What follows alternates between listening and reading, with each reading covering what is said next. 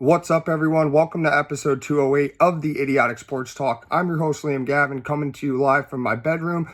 And today I'm giving you all the Week 14 recap around the NFL. I'm sorry for the late upload. I've been dealing with a cold basically all week. You can hear it in my voice. It's not the best. I was drained. I was tired. But the show goes on. We got to recap Week 14. And there's a lot going on this week. There's a lot of underdogs who won. There were some close games, a great comeback, a few blowouts, ejections, new stars taking the top, and just a whole bunch of things. So let's break it down. We'll start with last Thursday's game. The Patriots beat the Steelers 21-18. Bailey Zappi, 240 passing, 3 touchdowns and a pick.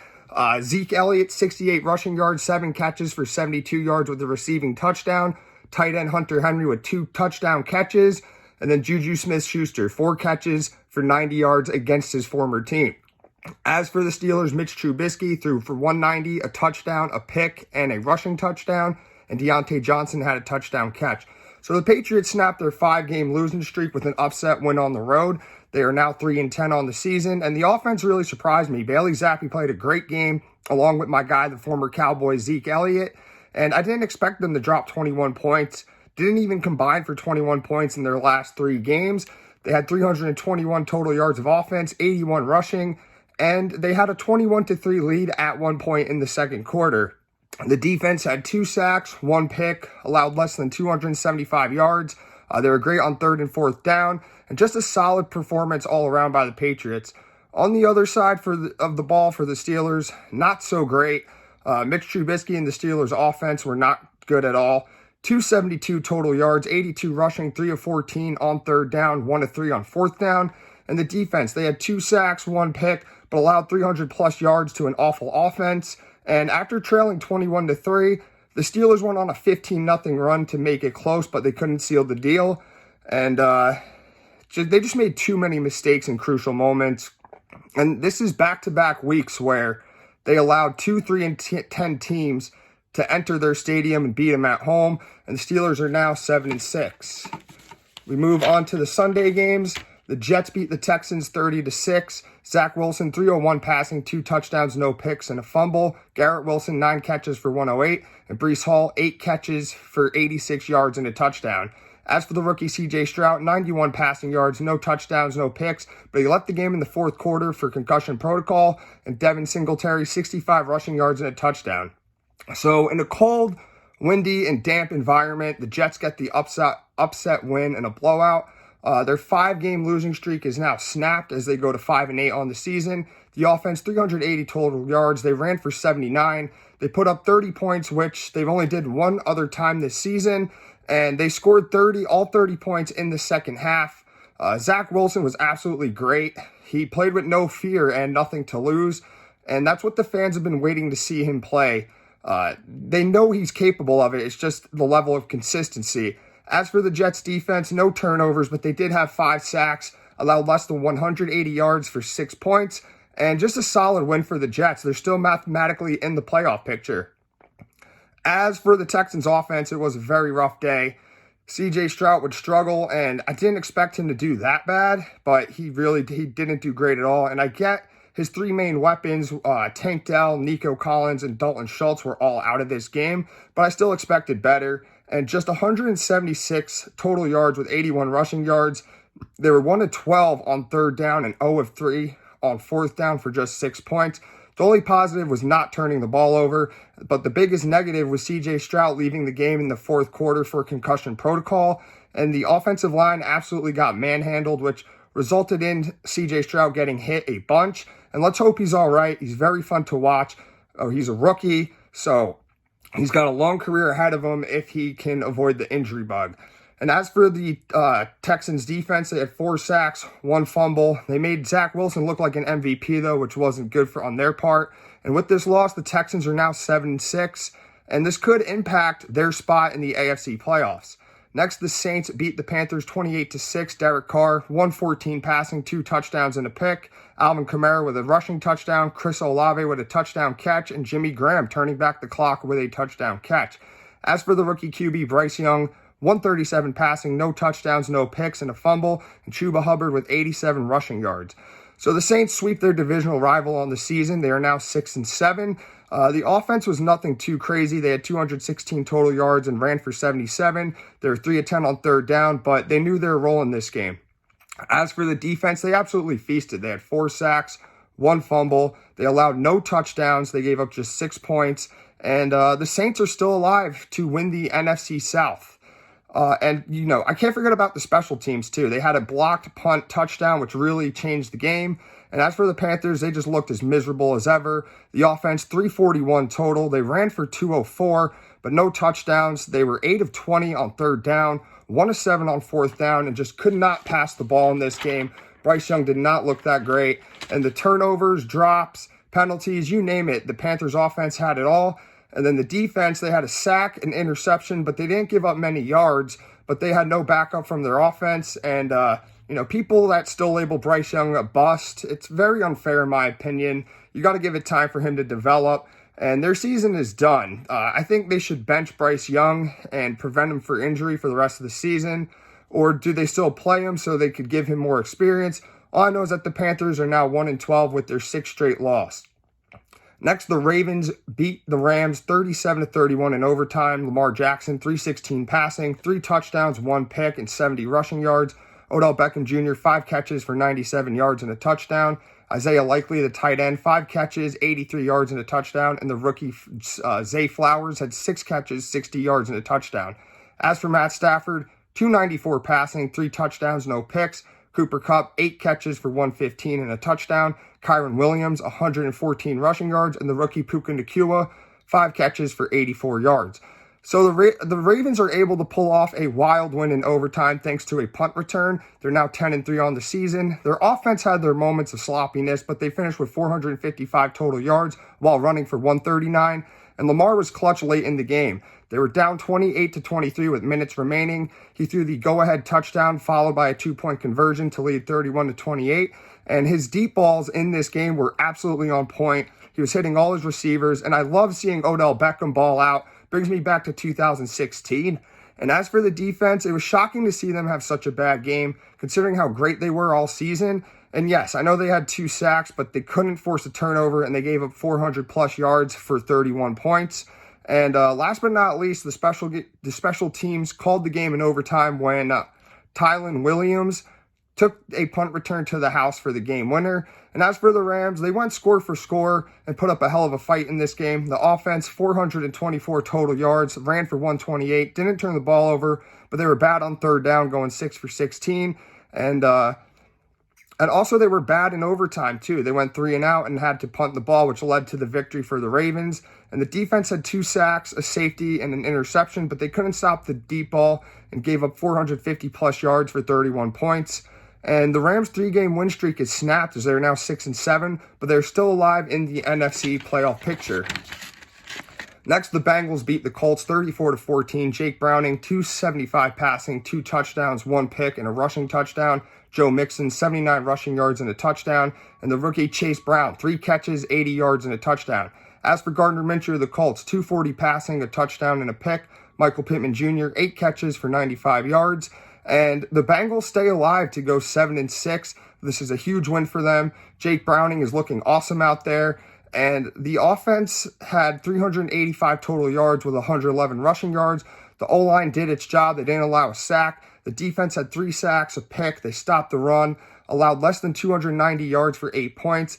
And just last month, it seemed like playoffs were out of the picture for the Bengals once Joe Burrow went out. But Jake Browning is now doing his best Joe Burrow impression. He has the Bengals in the playoff contention, and he's playing with a lot of confidence and poise.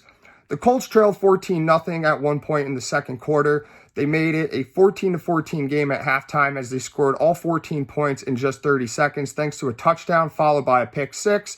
And I figured momentum would have switched to the Colts side, but in the second half, it did not. They were outscored 20-0, and they made too many mistakes. They threw a pick, fumbled punt, the kicker missed a field goal and an extra point, and the offense had 286 yards. They couldn't run the ball for only 46 yards. They were 3 of 11 on third down and put up 8 points. The defense had a pick 6, but no sacks, and they couldn't stop Jake Browning or the Bengals offense.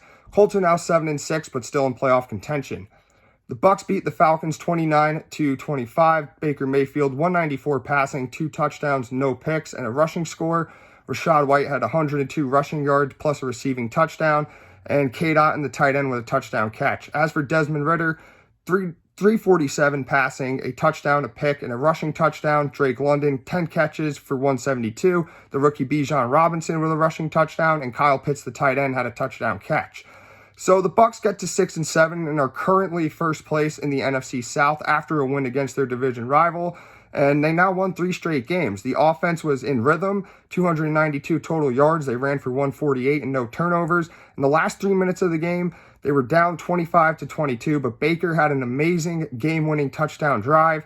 The defense had 3 sacks, a pick, and a safety. And the Bucs are playing their best football right now, late in the season. As for the Falcons, they trailed 19-10 in the fourth quarter. They led 25-22 with just a few minutes left, but the defense collapsed on the final drive.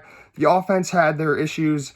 They had turnovers. They were 3 of 13 on third down, and you can't forget about the kicking miscues either, with Younghoe Koo missing 2 field goals, which is uncharacteristic of him. The offense had 443 total yards, 96 rushing yards, but the errors that I mentioned just before prevented them from getting a win. The defense had a sack, but were unable to force a turnover or stop the run.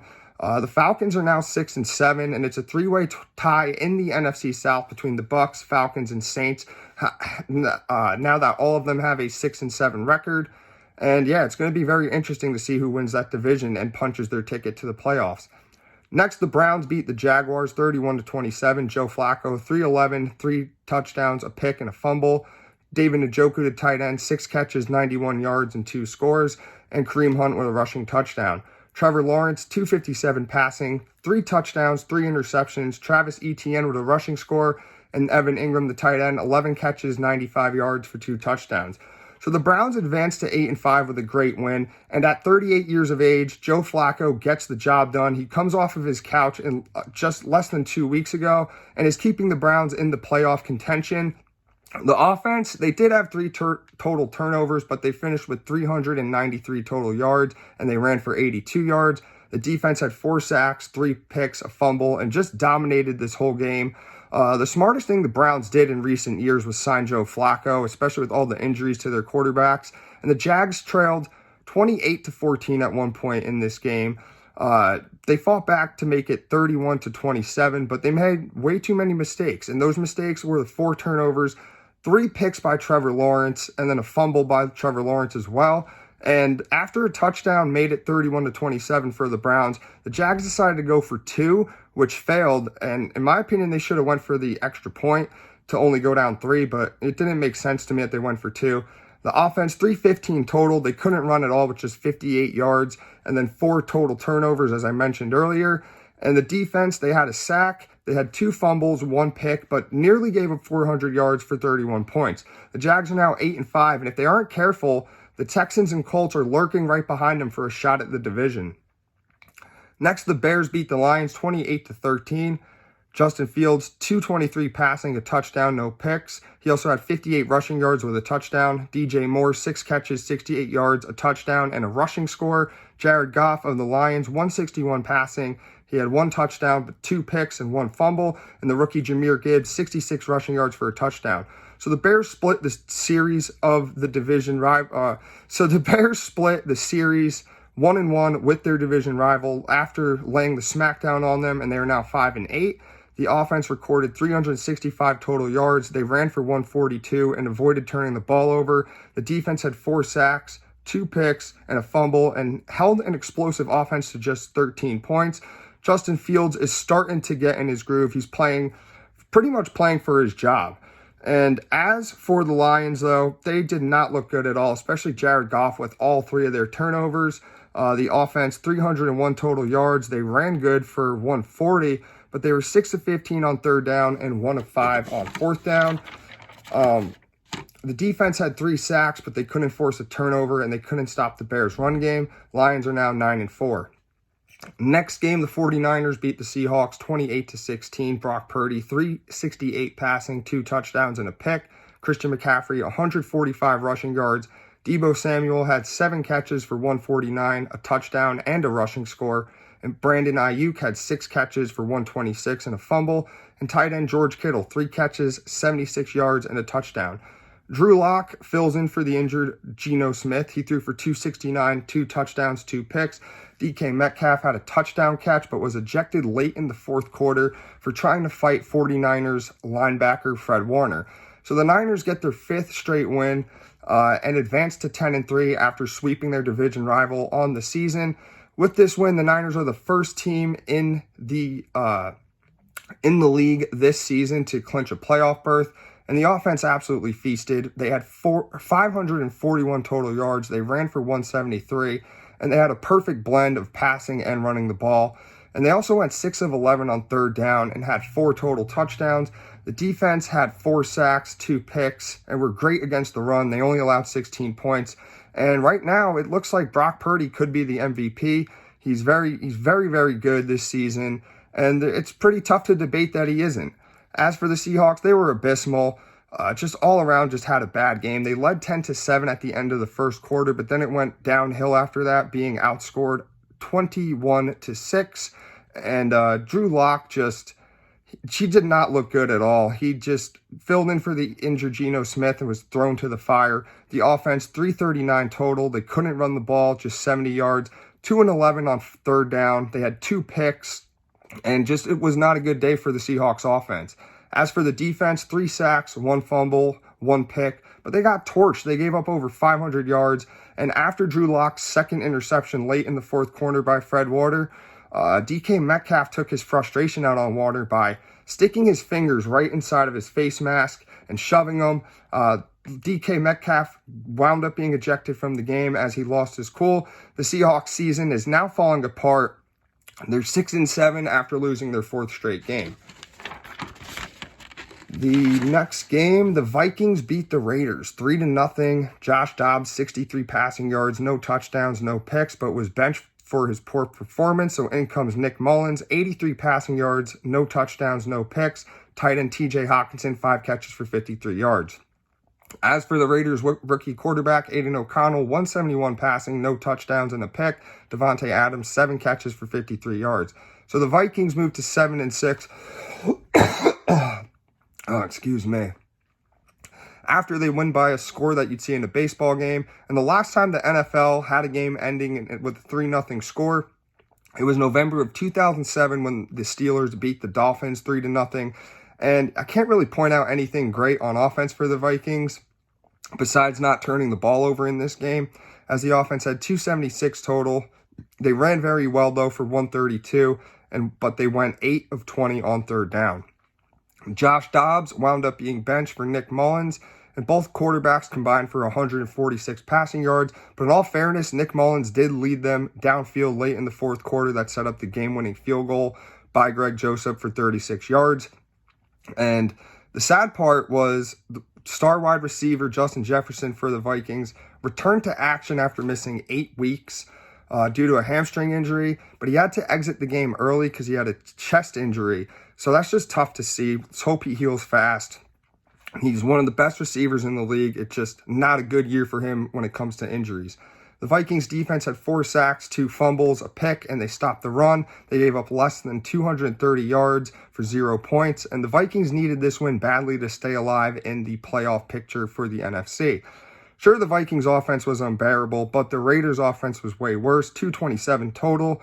Horrible run game for 56 yards, 3 of 14 on third down. They only had 8 first downs compared to the Vikings' 16. They had 3 total turnovers. One of them was probably the worst when they fumbled the ball deep into Vikings territory, and they didn't score a single point. The defense had 5 sacks, allowed just only 3 points, but couldn't force a turnover. And with this mortifying loss, the Raiders now 5-8 on a 3-game losing streak. The next game is the Broncos beating the Chargers by the score of 24-7. Russell Wilson, 224 passing, 2 touchdowns, 1 pick. Javonte Williams, 66 rushing yards and a touchdown, and Courtland Sutton with a touchdown catch. Justin Herbert of the Chargers, 96 passing yards, no touchdowns, 1 pick, and left the game with a hand injury. So in comes Easton Stick, 179 passing, no touchdowns, no picks, and a fumble, and Austin Eckler with a rushing touchdown. So the Broncos go on the road and take care of business against their divisional rival and are now 7-6. The offense looked really good this game, 330 total yards, ran for 106, and they led 17-0 at the end of the third quarter. The defense had themselves a day, 6 sacks, 1 interception, 1 fumble, and only allowed 7 points. And the Broncos, with this bounce-back win, stay alive in the AFC playoff picture. And if the Chiefs keep losing, the Broncos could mess around and win the AFC West. They're only 1 game behind Kansas City. As for the Chargers, terrible news for them. Their star quarterback, Justin Herbert, is done for the season with a hand injury. Speedy recover for him. I love his game. I love watching him play. Just very talented. But after he left, the backup quarterback, Easton Stick, came into the game and was just thrown to the wolves. The offense had 341 total yards. They had a very bad performance running the ball for 76 yards, 0-12 on third down, 1-6 on fourth down, and scored just a measly 7 points. The defense had 2 sacks, 1 pick, but they had a rough day as the offense of the Broncos just moved the ball with ease against them. And playoffs for the Chargers is basically a pipe dream at this point as they are now 5-8. The next game, the Bills beat the Chiefs 20-17. Josh Allen, 233 passing, a touchdown, a pick, and a rushing score. James Cook, 58 rushing yards. He also had 5 catches for 83 yards and a touchdown. And Patrick Mahomes of the Chiefs, 271 passing, a touchdown, and an interception. And the rookie Rashee Rice, 7 catches, 72 yards, a touchdown, and a fumble. So the Bills come off their bye week with a huge win on the road in a must-win game. The Bills prevail in a thriller at Arrowhead to go to 7-6.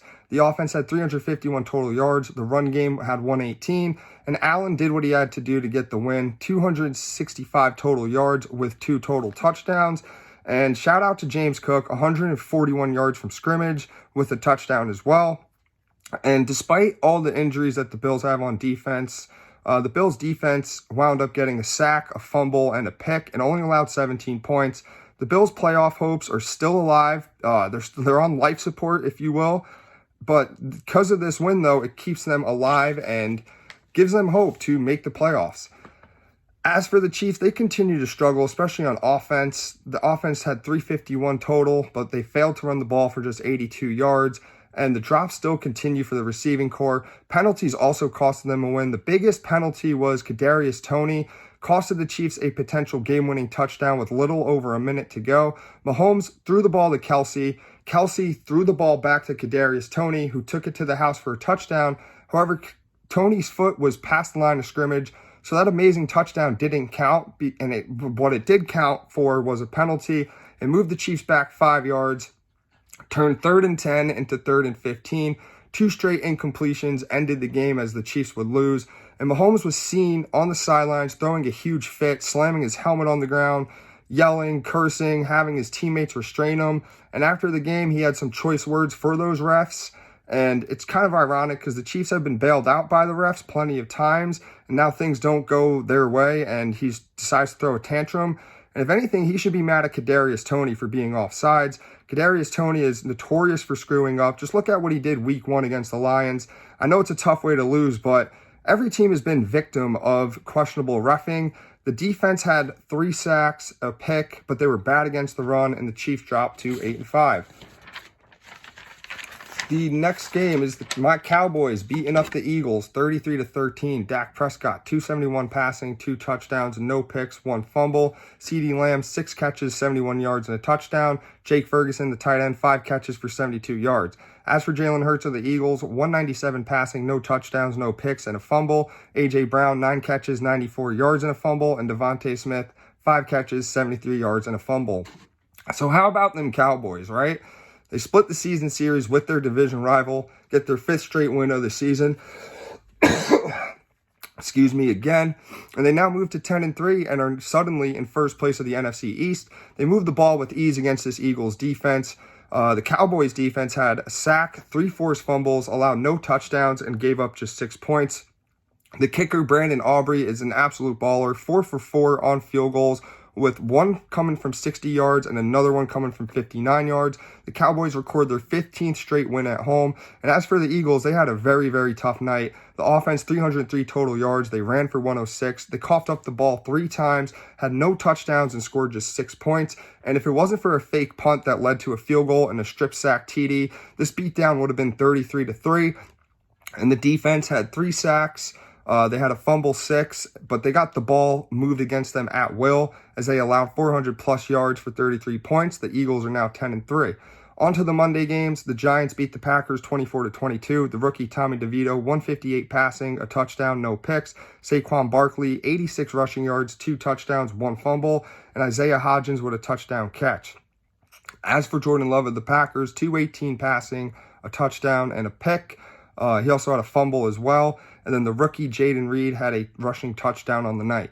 So the Giants get their 3rd straight win with a walk-off field goal. They're now 5-8. And the rookie quarterback Tommy DeVito, making a lot of noise, led the offense downfield for the game-winning touchdown. He also didn't turn the ball over. He won his 3rd straight game and is now 3-1 as a starter.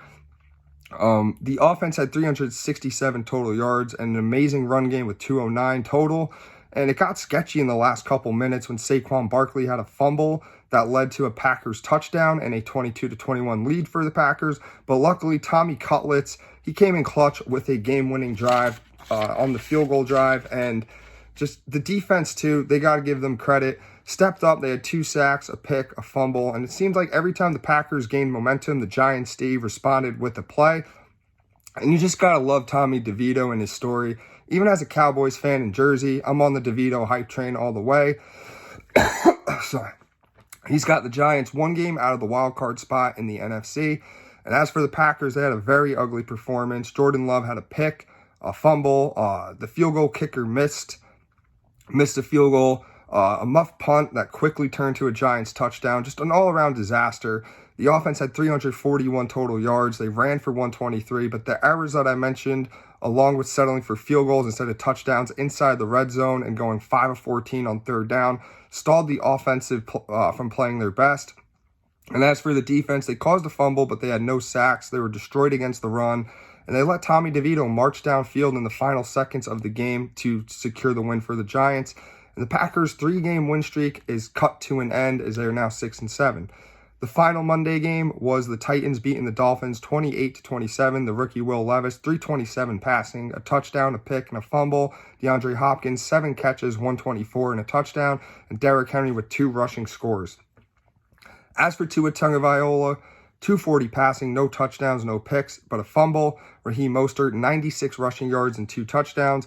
Jalen Waddle, 6 catches for 79 yards. So in the second Monday night game, the Titans emerge as victorious as they get an epic 4th quarter comeback to go 5-8. Things didn't start off right for them.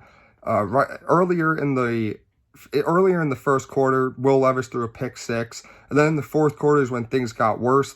Their punt returner fumbled the punt with 6 minutes to go. The Dolphins got a touchdown off that. And then the next Titans drive right away. Disaster would strike again when Will Levis fumbles, and then the Dolphins would score right after that fumble. So they scored 2 touchdowns within a minute and would lead 27-13 with just 5 minutes to go. A lot of people, including myself, I said to myself, man, the Titans screwed up this game. Game over. I don't see the Titans coming back. But with under 4 minutes to play, they got another chance. Will Levis bounces back. He hits DeAndre Hopkins for a touchdown, converts the 2-point conversion. And with 2:40 left, the Titans are now only down a score as the Dolphins led 27-21. The Titans defense would force a 3-and-out. The Dolphins would punt. The Titans offense gets the ball again. Will Levis pulls off another miraculous drive. He leads the offense downfield as Derrick Henry would score his 2nd touchdown of the night. And with 1 minute and 49 seconds remaining, the Titans would lead 28-27. Absolutely mind-blowing. And the Titans defense would sack Tua on 4th and 2 to call game. And teams that were down 14 points with 3 minutes remaining were 0 wins and 582 losses all time.